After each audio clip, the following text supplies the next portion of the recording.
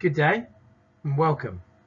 My name is Edward Richards and I'm about to present to you a report about the Wolgan Valley Resort, located just outside the Blue Mountains in New South Wales, Australia. To begin with, we're going to start with a brief overview of the history of the resort. This will begin with an overview of the actual site itself, where everything came from. Then following it up with the ownership and the current management of the resort itself. And then finishing with a little bit about the actual development history behind the resort. The land itself was originally occupied by 4 Aboriginal tribes, and its name Wolgan was derived from their language, with Wolga being a local vine in the area, otherwise known as Old Man's Beard. In 1830, the land was granted to William Walker, who built the first homestead and farm in 1832. It is famously recognised for a visit by Charles Darwin, where some scholars believe the theory of evolution was first stemmed from the visit. In the late 90s, the previously thought extinct Wollemi pine was discovered near the area.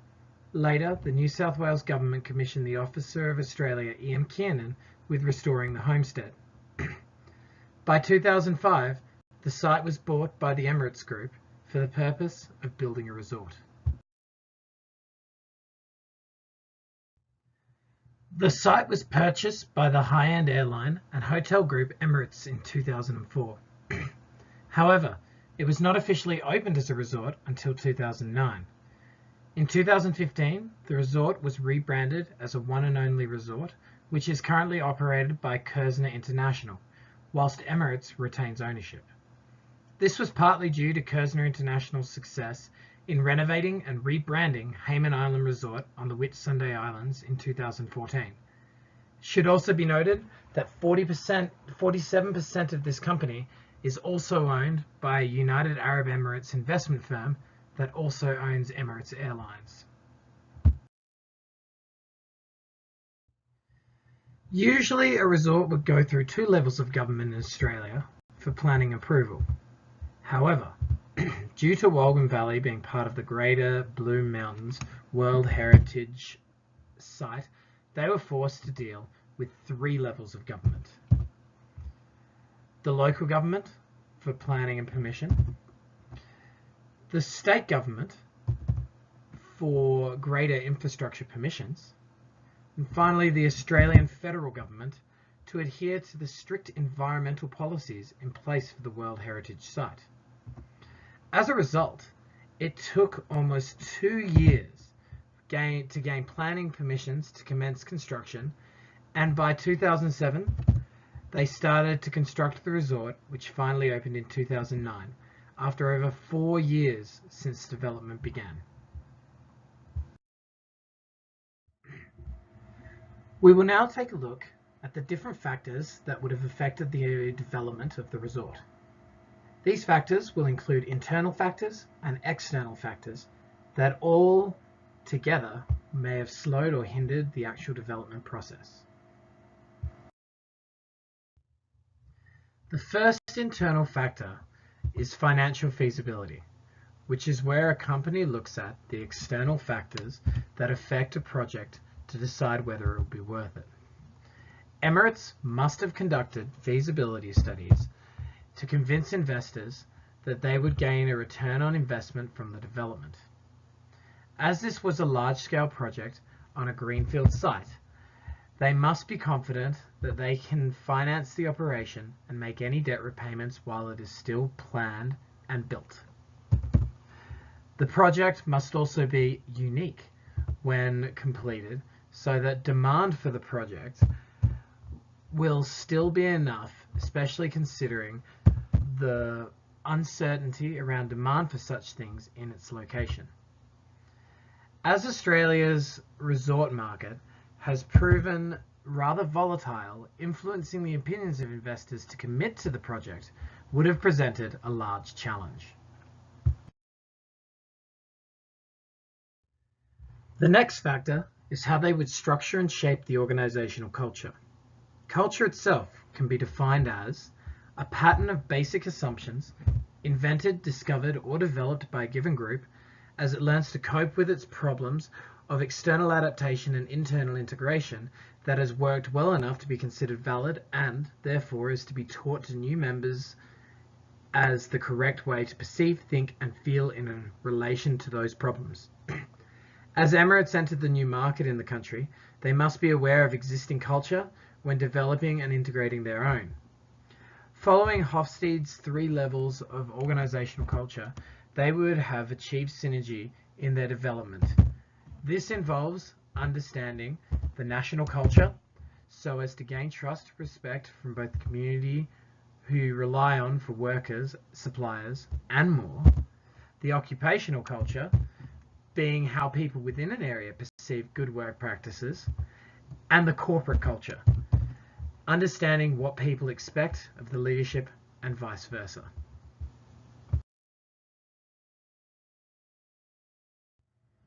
A large external factor in the development of the resort was found in adhering to the regulations of 3 tiers of government. The first is planning and infrastructure with the Lithgow City Council at the local level. Then they would have to comply with the New South Wales government's planning and environmental policies. And finally, the Australian federal government's environmental policies put in place when the area was listed as a UNESCO World Heritage Site. It is even rumoured that had Emirates been fully aware of the bureaucratic complexities of starting the business, they may have never started development. However, they began developing their plan in 2004, and filtering through the conflicting laws of each level, they produced their end product. The environment has played a major role in the development and marketing of Wolgan Valley Resort. First, they had planned to make an eco-friendly resort to capitalise on the ecotourism market. Second, the area they chose was within the World Heritage listed area. This led to the involvement of the Australian government with planning and policies surrounding the resort impact on the land. This presents its own list of problems. First, the government's environmental regulations on building in the area may differ from the other levels of government, and compromises would have to be made. Second, the rules are very strict and quite costly to implement. Cost advantages must have been weighed up. Finally, they needed to develop an environmental team to give back and try counter the negative impacts of building with new positive ones to outweigh them and become approved. The result of these strict environmental policies and Emirates' perseverance, however, led to the resort becoming the first internationally recognized, completely self-sufficient and environmentally friendly resort in the world. Now we will move on to the features and amenities of the resort. As a consumer, deciding to spend money on going to a product is a risk, and the features and amenities a resort has to offer will often be the deciding factor as to whether one will consume the offering. So to start, we'll have a look at the features of the hotel and the amenities and suggest if there are any other amenities that might help influence people's decisions. The resort is located on a 4,000-acre nature reserve property and makes up about 2% of the entire land. It has 40 individual secluded suites for a maximum of 90 guests. Each suite has its own indoor-outdoor swimming pool, separate living and bedroom areas, separate walk-in wardrobe, private veranda, luxury ensuite and bathroom, and a double-sided fireplace. The breakdown of these suites is done into 3 tiers, with the Heritage Suite being at the lower end at $1,950 per night, followed by the 3 Walemi Suites at $3,500 a night, and then their Deluxe Wolgan Suite at $5,500 per night. Boasting seclusion within your own suite and stunning scenery to match, it is designed as a getaway from everything. Each individual room offers its own set of amenities for the consumer.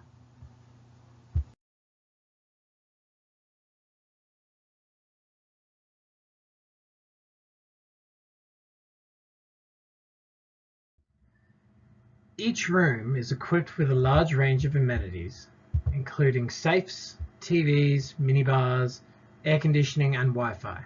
Most of these amenities would be expected of a luxury resort. However, due to the size of the suites, the private pool and veranda, these suites offer much more in the way of seclusion than a typical resort would. One reviewer even notes the quality of amenities, with some people purchasing the mattress on beds for $3,000 each after staying due to their quality and comfort.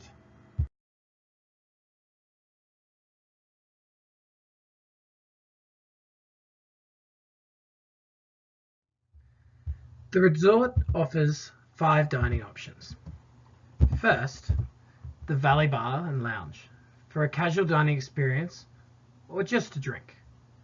Second, the Country Kitchen for lunch and afternoon delights with artisan-style country bread and a seasonal menu. Third, the Wolgan Dining Room. With all produce sourced locally within a 160-kilometre radius of the resort, guests can expect fresh, locally inspired delights. Fourth, the Private Dining Room.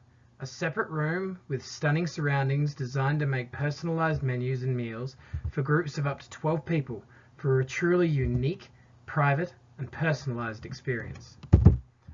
Finally, in-room dining, again with the option of personalised experience for guests to enjoy in the privacy of their own suite.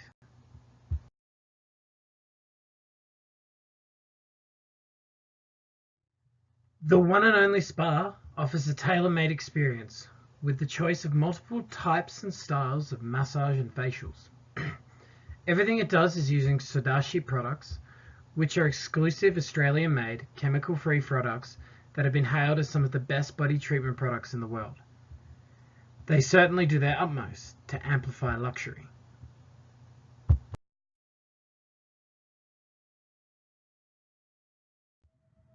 Having reviewed the amenities of the hotel, particularly the in-room amenities, I would suggest the following. 1. High-speed internet access, which is difficult to do in the remote area. However, as it is ranked highly in importance for guests, studies show that it can increase revenue through usage charges or resort fees. The decision to invest in could be justified. 2. Provide tablets as a room amenity. Tablets can be used to customize the experience through specialized designed apps, allowing guests more control over their stay. Only a small portion of hotels are incorporating such a thing, Wolgan could use a first mover advantage in this to create a competitive advantage for the next few years.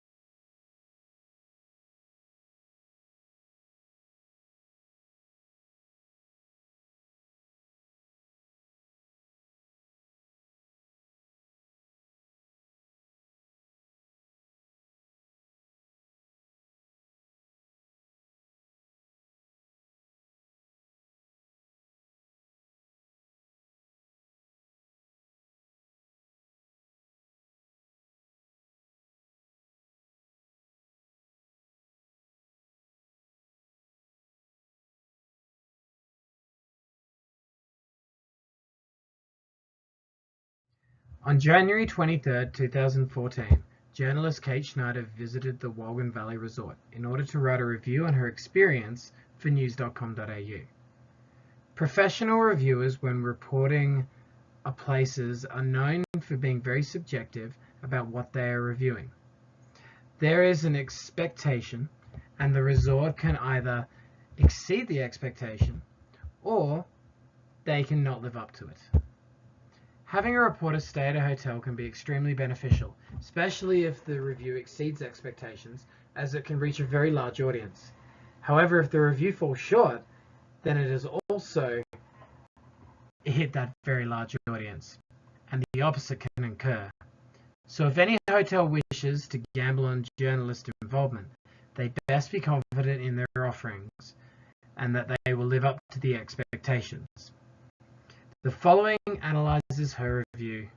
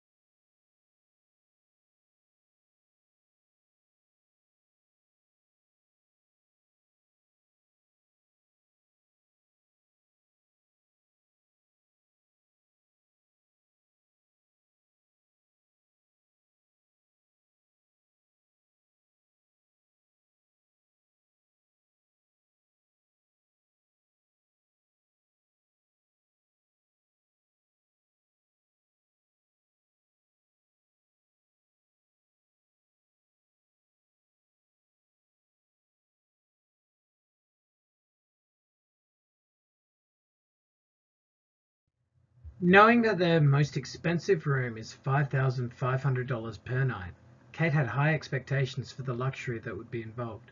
She sets the benchmark for the hotel as being needed to be up there with the world's most extravagant hotels. Thus, we know she expects luxury, the best relaxation in Australia, to be away from everything, and to be absolutely blown away.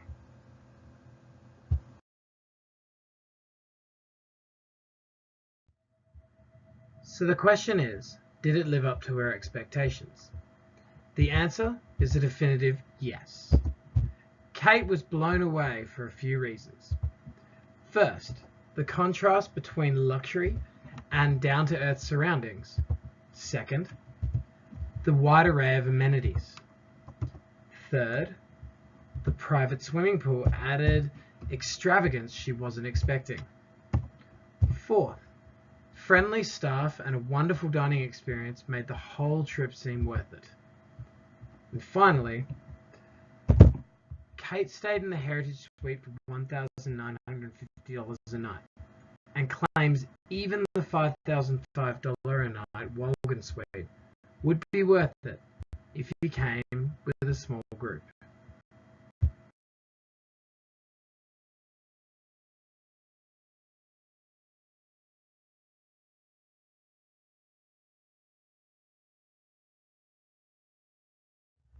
Journalists are one way to get a positive message across to people who have not visited a resort yet.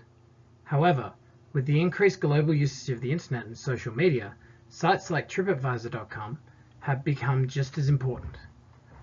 TripAdvisor allows regular people to review the places they have been and provides a challenge for any business, as reviews can be made without context or bias for anybody to read. We will now look into some of the positive and negative reviews the resort has received and suggest ways that it can improve on these.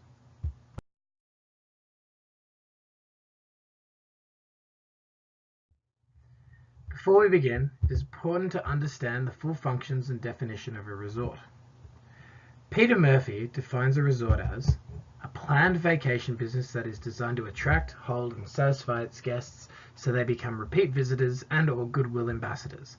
To achieve these objectives requires a management strategy that can operate at a variety of scales and with a selection of target markets, but its constant must be the creation of a valued experience.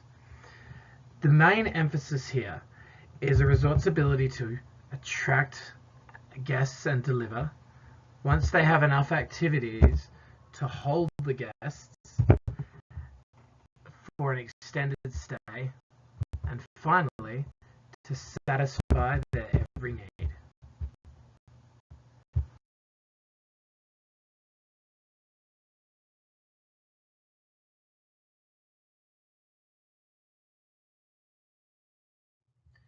Let's begin with the positive reviews about the resort.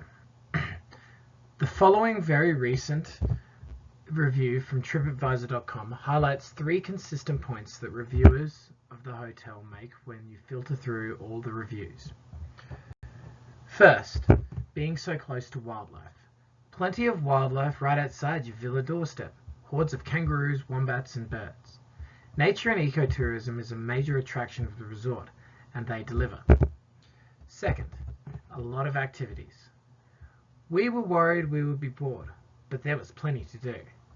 This shows the resort's ability to hold guests for days with plenty of activities.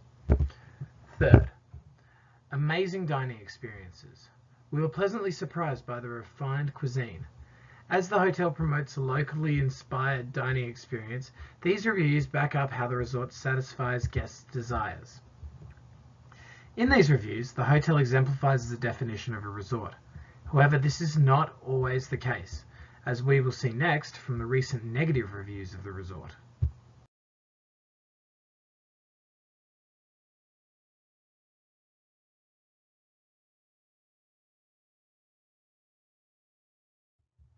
The 3 consistent themes of the negative reviews are as follows.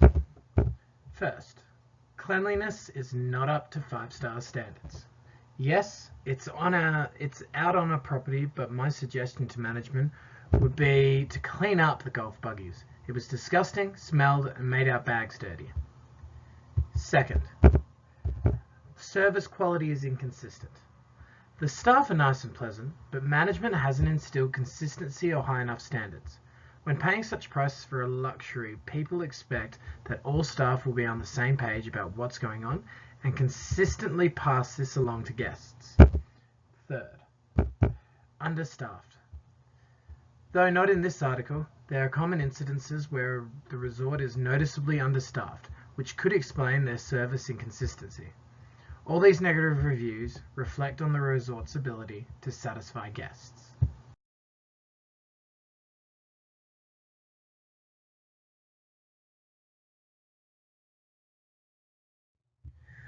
When reviews exist about service quality in a resort seemingly being understaffed, there may be a staffing issue. It is important for the resort to try and retain its staff for as long as possible and to teach its staff the values of service and the resort with consistency. Somerville 2007 notes, meaningful work and a feeling of being in on things are the number 1 factors when it comes to job satisfaction. Job satisfaction can lead to retention of staff, which means management needs to engage more with their staff. Having quality standards and auditing these standards on a random occasion is a good way to get all staff on the same page. Outside companies can be employed for this, such as Leading Quality Assurance, or LQA for short, which is used by many hotels, including the Fairmont Raffles Hotels International Group.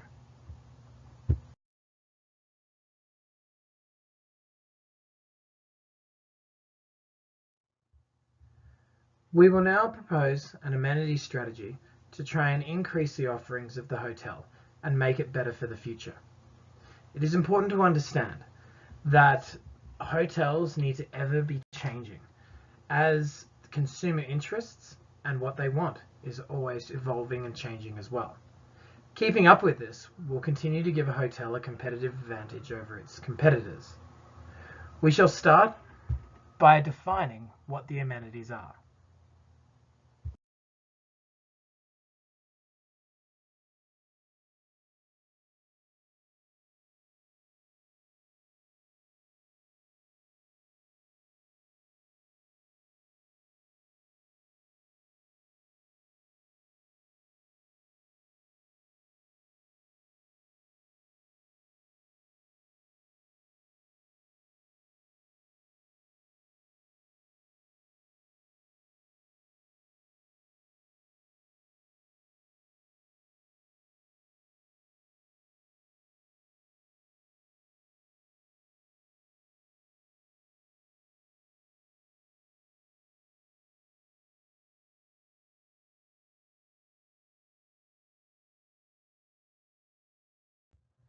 First, we will look at what an amenity is. Collins Dictionary defines an amenity as things such as stores or sports facilities that are provided for people's convenience, enjoyment, or comfort. To increase customer satisfaction and convenience, I suggest two amenities that could be implemented within the hotel and suggest ways in which this could be done.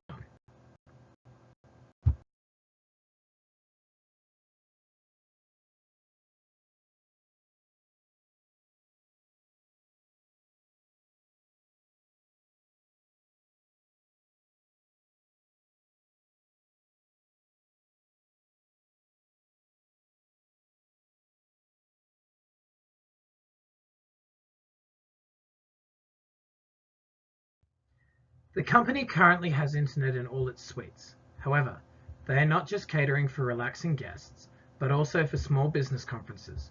With businessmen wanting to have retreats in the area, it will be important for them to have access to high-speed internet. There are a couple of problems with implementing this. First, that it resides in a very remote location, and thus the cost of high-speed internet access infrastructure can be very large. However, there are companies such as Ipstar which specialize in providing high-speed satellite infrastructure to rural places. This is a relatively costly exercise, however. It could be subsidized by guests paying for their access to high-speed internet, giving them two options during their stay, or adding the cost to the resort fee, both of which may generate extra revenue and profit.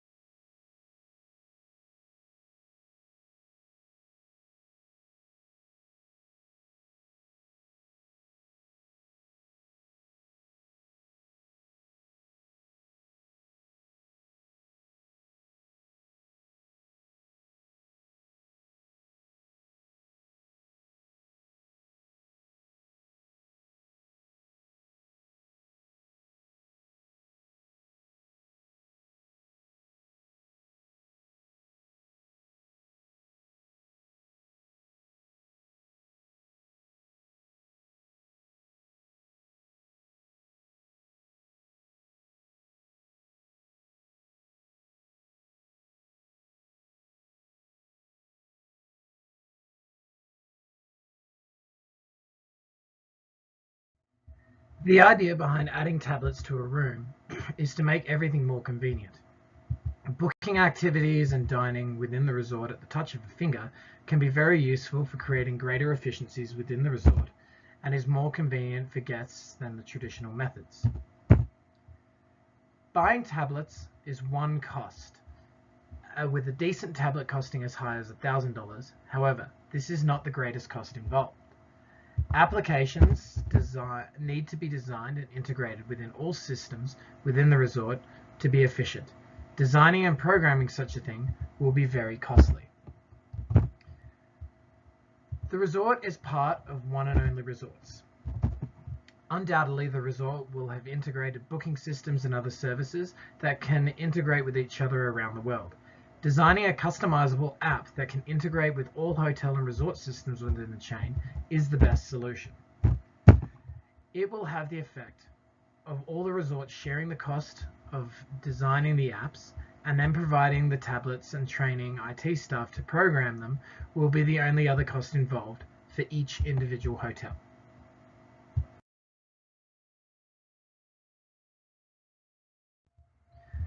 To conclude, the Wolgan Valley Retreat exceeded everyone's expectations after it was completed in 2009 as a luxury getaway for any person with enough money to spend. Having been internationally recognized by the United Nations for its eco-friendly approach and being voted Australia's #1 relaxation spa in the country on TripAdvisor, it has come far since its early beginnings. This has not come without its share of difficulties, with both the development of the resort and now how it must evolve for the future. Keeping up with current trends is important for any hotel and resort. However, to be truly successful, a resort needs to implement new technologies earlier to gain a competitive advantage over the competitors. By expanding their internet offerings to include high-speed internet and by adding personalized tablets to every room, the resort has the chance to be ahead of the competition with regards to future hotel and resort trends.